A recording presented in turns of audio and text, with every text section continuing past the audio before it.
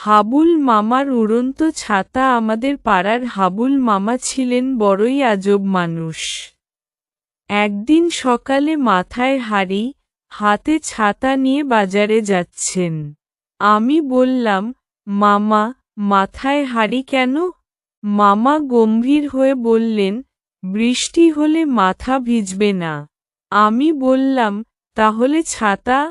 মামা বললেন, ছাতাটা রোদে শুকানোর জন্য নিয়ে যাচ্ছি। বাজারে গিয়ে মামা এক দোকানদারকে বললেন, 1 কেজি বাতাস দিন। দোকানদার চোখ বড় বড় করে বলল, বাতাস আবার বিক্রি হয় নাকি? মামা বললেন, তাহলে দোকানের সামনে ফ্যান চালিয়ে মানুষকে ফ্রি বাতাস দিচ্ছেন কেন? এরপর হঠাৎ ঝড় শুরু হলো। মামা ছাতা খুললেন, কিন্তু ছাতাটা এমন উড়ল যে মামাও ছাতার সঙ্গে আকাশে উঠতে লাগলেন।